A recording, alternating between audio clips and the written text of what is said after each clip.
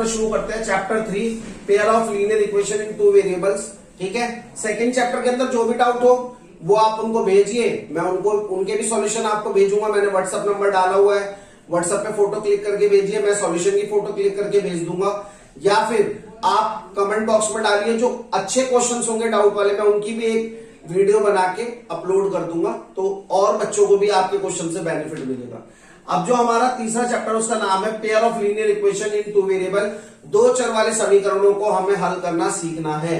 सीधी सी बात है, two variables होंगे, इसके अंदर दो चर होंगे। तो अगर मैं एक लीनियर इक्वेशन लूं, टू वेरिएबल की जनरल फॉर्म मानूं, तो वो क्या होती है, ax plus by plus c is equal to 0।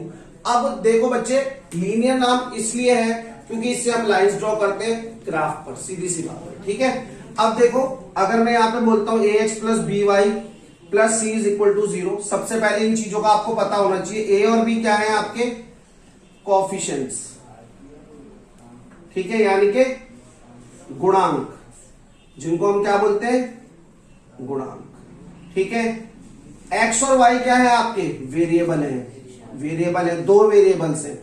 एक तरीके से इसको ये भी बोल सकते हैं कि ये आपकी दो तरीके से ग्राफ की दो एक्सिस हैं, एक एक्स एक्सिस और एक वाई एक्सिस। ओके, सी आपका क्या है, कांस्टेंट टर्म, क्या है, अचर पद, जिसको हम क्या बोलते हैं।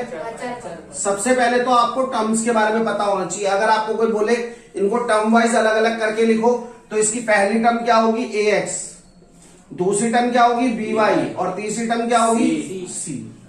ओके, यहां तक समझ में आया। चलो, अब क्या बोलता है, two linear equation in same variable are called a pair of linear equation. वो दो लीनियर इक्वेशन जिनके चर, जिनके वेरिएबल सेम है, वो आपकी क्या कहलाती है, वो पेयर आपके क्या कहलाते हैं, linear equation in two variable कहलाते हैं। जैसे a1x plus b1y plus c is equal to 0, variable x और y का, a2x plus b2y plus c is equal to 0, यहां पे भी वेरिएबल x और y ही है। तो ये हमारे क्या हो गए, लीनियर पेयर्स हो गए। इनको हमें सॉल्व करना है। इनको सॉल्व करने के लिए आपके पास टोटल दो मेथड है, एक ग्राफिकल और एक एल्जेब्रिक। ग्राफिकल मेथड आप पिछली क्लास में सीखते हुए आ रहे हो लीनियर से, ये ग्राफ 9वीं से ग्राफिकल जो भी मेथड है, आपने ग्राफ्स बनाने सीखे हैं, छोटी छोटी इक्वेशंस थी उनको भी सॉल्व करते थे आप लोग। 9वीं के अंदर एक पूरा चैप्टर है जिसके अंदर आप x की वैल्यू लेट कर लेते थे, इस तरीके से आप याद हो आपको, इस तरीके से आप बॉक्स बनाते थे किसी भी इक्वेशन के लिए, x या y का वैल्यू खुद लेट कर लेते थे और दूसरे वेरिएबल की वैल्यू निकाल लेते थे और फिर उससे ग्राफ बनाते थे। तो वो भी ग्राफिकल मेथड में ही आ रहा था। ठीक है, तो आपने 9वीं में करा ही था। ठीक है, मैंने अभी आपको बताया। दूसरी बात, ग्राफिकल में कंसिस्टेंट यानी कि संगत, इनकंसिस्टेंट, असंगत। कंसिस्टेंट लाइन हम उनको बोलते हैं जो लाइन किसी भी तरीके से किसी एक पॉइंट पे या एक से ज्यादा पॉइंट पे एक दूसरे को टच करती है, उनको बोलेंगे हम संगत या फिर कंसिस्टेंट।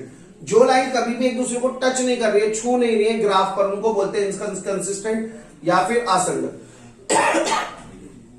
जो इस क्लास में आपको सीखना है वो है एल्जेब्रिक मेथड।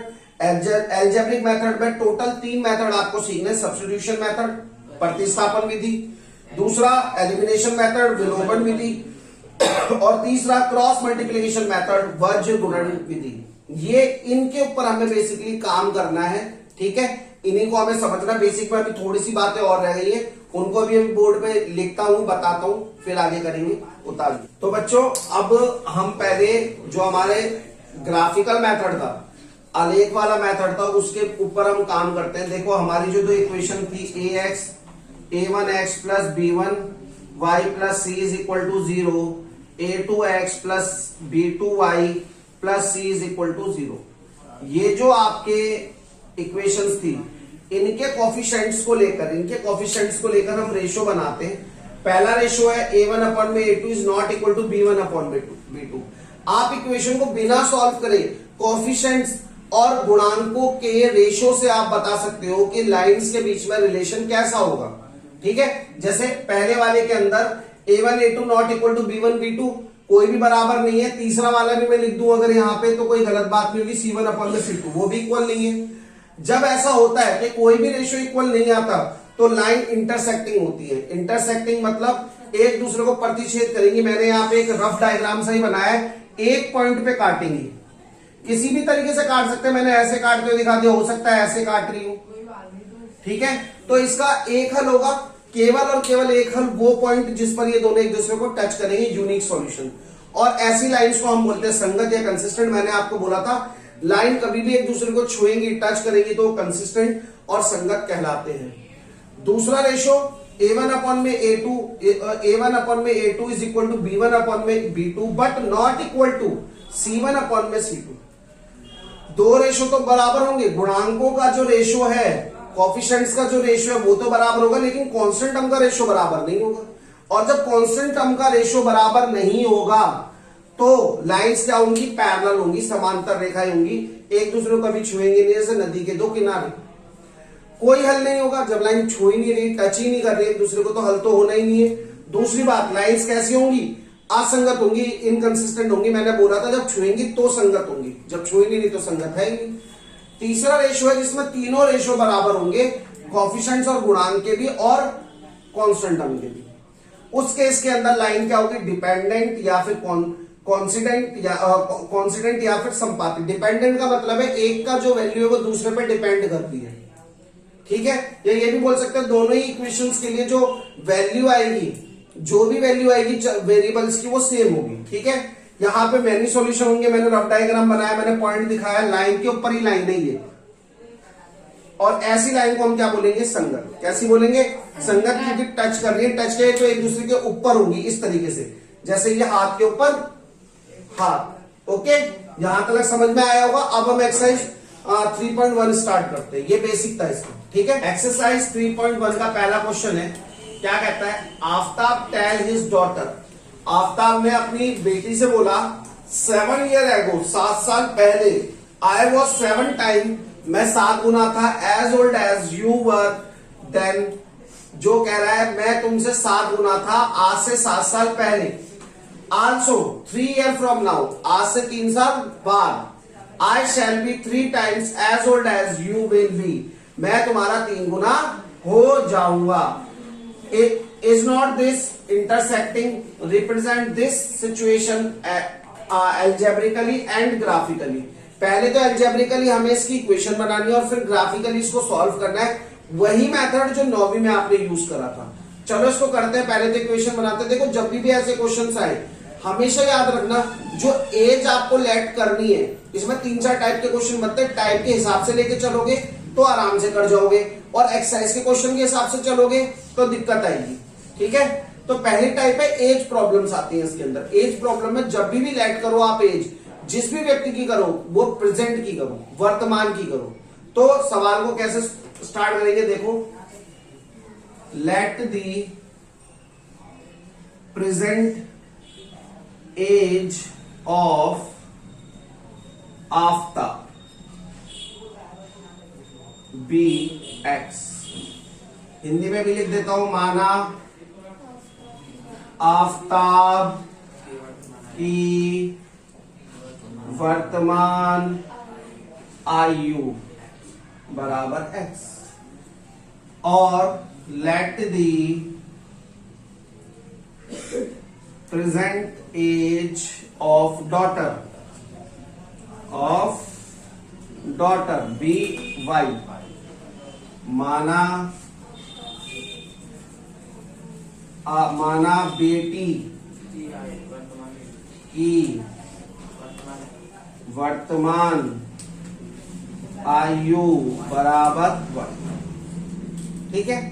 अब मैं इस बोर्ड को 2 पार्ट में बांट लेता हूं। एक में मैं सॉल्व करूंगा 7 ईयर एगो वाला, 7 ईयर एगो, 7 साल पहले। और दूसरी कंडीशन कौन सी बन रही है आपकी, 3 years from now। In words को बेटा पकड़ के चलना है, ठीक है। 3 साल बाद तो क्या होगा देखना, अगर आज इसकी परसेंटेज x है तो 7 साल पहले कितनी रही होगी बेटा, x माइनस 7। कितनी रही होगी, x माइनस 7। इसको ऐसे लेते हैं जैसे आज मेरी उम्र कितनी, 30 साल, तो 7 साल पहले कितनी रही होगी? 30 में से 7 माइनस करो, 23 साल। ठीक है, तो मैं करता हूं, देखो आफ्ताब के लिए मैं अब ए लिख रहा हूं, पूरा नहीं लिखूंगा, बोर्ड पे जगह कम है। तो क्या हो जाएगा x माइनस 7, और डॉटर के लिए डी लिख रहा हूं, उसकी आयु क्या हो जाएगी? y minus 7। अब उसने इक्वेशन बनाने के लिए आपसे बोला है I was 7 time as old as you were, मैं तुम्हारी आयु का 7 गुना हो जाऊंगा तुम्हारी आयु का, यानी कि x माइनस 7 और y माइनस 7 को अगर मुझे बराबर करना है तो मुझे बेटी की उम्र में किसकी गुणा करनी पड़ेगी? 7 की। इसको अगर इक्वेशन से ना समझ पाओ, ऐसे भी समझ लो कि बेटा हर हाल में जो उसके आफ्ताब है वो बड़ा होगा, उसकी बेटी उससे छोटी होगी, तो जब भी आयु में गुणा करना होगा तो हमेशा बेटा या बेटी की आयु में गुणा करो, क्योंकि वो छोटा है, उसको हमें बाप के बराबर पहुंचाना है। ओके, तो मैंने 7 की गुणा करी, आगे इसको सॉल्व करोगे x माइनस 7, 7y माइनस 7 7 जा 49, x 7y इधर आ जाएगा माइनस 7y माइनस 49 प्लस 7। ठीक है, तो इक्वेशन क्या हो जाएगी? देखो x minus 7y is equal to minus 42। एक इक्वेशन हमारी बन गई। दूसरे वाले के लिए जाते हैं। अब बोल रहा है 3 इयर्स नाउ, मैंने बोला था मेरी उम्र 30 साल आज है, 3 साल बाद कितनी हो जाएगी? 33 साल। सीधी सी बात है, जोड़ देंगे तो यहां पे भी आफ्ताब में x प्लस 3 हो जाएगा, उसकी डॉटर में y प्लस 3 हो जाएगा। अब क्या कह रहा है? I shall be 3 year 3 times as old you will, मैं जो आफ्ताब है और उसकी बेटी की आयु को अगर मुझे बराबर रखना है तो मुझे बेटे को 3 गुना करना पड़ेगा। चलो x प्लस 3, 3y प्लस 3 3 जा 9, इसको और सॉल्व करेंगे तो क्या हो जाएगा? देखो x minus 3y 9 minus 3, x minus 3y is equal to 6। Second equation भी बन गई। फर्स्ट इक्वेशन ये थी और सेकेंड इक्वेशन यहां पर। अब इसको ग्राफिकली सॉल्व करेंगे, पहले इतना उतारो। तो बच्चों हमने यहां तक कर लिया था, अब दोनों को ही हम ग्राफिकली सॉल्व करने जाएंगे। 9th में आपने सीखा है ये मेथड। हम एक बॉक्स बनाते हैं, यहां पर हम x या y की किसी भी एक की वैल्यू लेट करेंगे और दूसरे को हम इक्वेशन से सर्च आउट कर लेंगे। देखो let x is equal to 0, तो इक्वेशन में जब 0 पुट करोगे 0 minus 7y is equal to minus 42, याद आया बच्चों? Minus 7y is equal to minus 42, minus से माइनस कैंसिल आउट हो गया, y is equal to 42 divided by 7, 7 6 42, यानी कि जब मैंने x लिया 0 तो y की वैल्यू कितनी है बेटा? 6। याद आया ना अभी वाला मेथड या भूल गए? x इज इक्वल टू 1, अब x की वैल्यू 1 पुट करो तो 1 minus 7y is equal to minus 42, तो माइनस 42 प्लस का 1 उधर जाएगा, माइनस 1 हो जाएगा, minus 7y is equal to minus 43, minus से माइनस कैंसिल आउट हो गया, y is equal to 43 divided by 7। इसको काटोगे तो 7 6 42.30 उतारोगे, 7 4 जा 28, तो एक पॉइंट तक निकाल लेते बहुत है, 1 और 6.4। पहली क्वेश्चन के लिए हमने ग्राफ के पॉइंट्स सर्च कर लिए, दूसरे के लिए जाते हैं। चलिए फिर से बॉक्स बनाएंगे हम,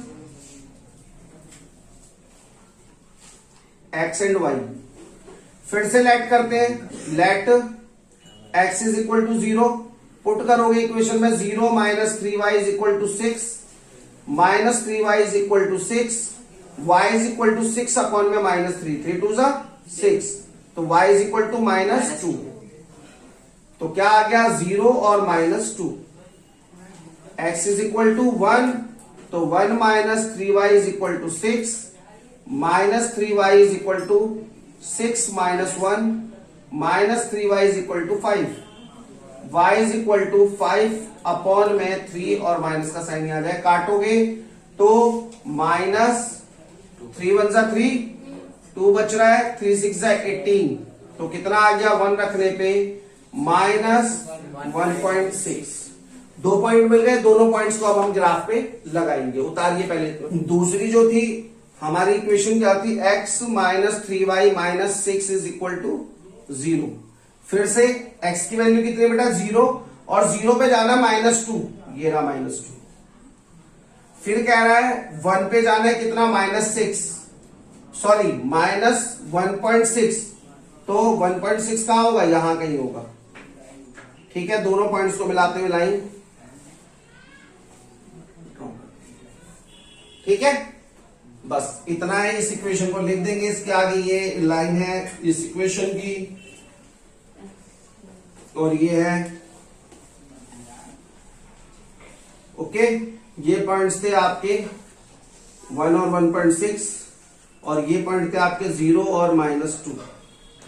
ओके, ये क्वेश्चन पूरा हो गया बच्चों। आज हमने चैप्टर 2 खत्म करा और चैप्टर 3 को मैंने स्टार्ट करवाया है। चैप्टर 2 के अंदर बच्चों के डाउट्स मेरे पास नहीं आ रहे, प्लीज आप अपने डाउट्स भेजिए, वीडियो को लाइक करिए, सब्सक्राइब करिए, पढ़ते रहिए।